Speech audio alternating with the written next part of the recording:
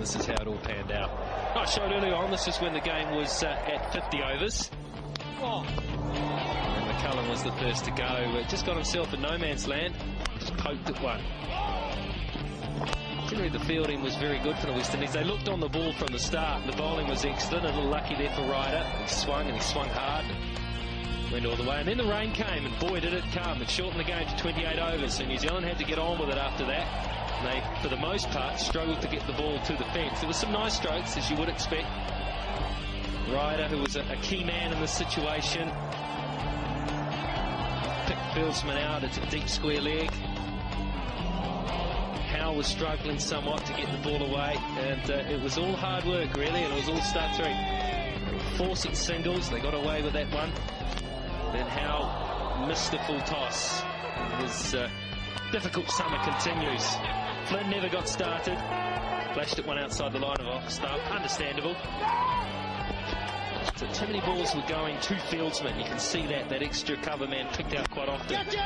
Taylor went to go to the onside, and the ball wasn't quite there to do that, so he sliced one up, was taken by Powell. Oram hit some nice strokes in his stay. This was the power play over.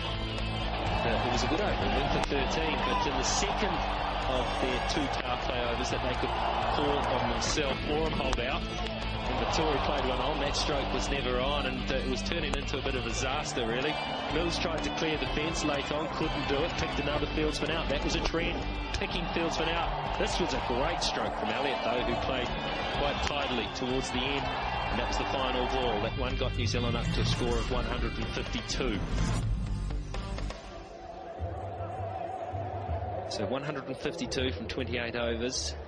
Remember, rain short when New Zealand started that effort. They were playing under 50-over conditions, and then after 6.5 overs, the rains came down, and then they continued. But too many wickets fell, and because of that, maybe aiming for a score of 180, they couldn't get there. The bowling was very good. The West Indies were on the ball. 3 for 26 for Edwards. He's had a very good day. He bowled fast. He bowled good slow balls as well. 2 for 26 from Jerome Taylor, who's been impressive on this tour. And Nikita Miller getting an opportunity with his left-arm spinners. 6 overs, 2 for 26 was an outstanding effort from him as well.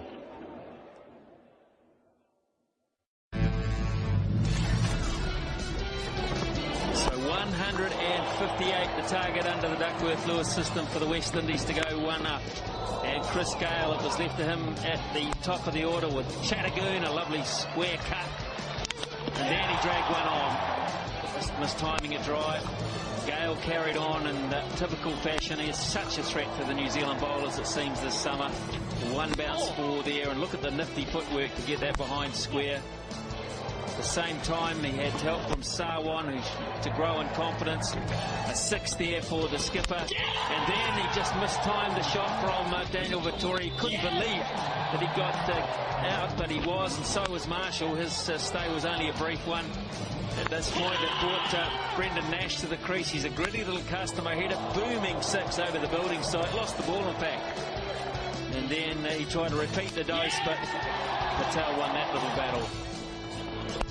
Sarwan, in the meantime, was just carrying on in great fashion. A one-handed shot from Pollard wasn't enough to clear Taylor at deep mid-wicket, and the big fella had to go. That brought Ramden to the crease. Sarwan brought up his 50.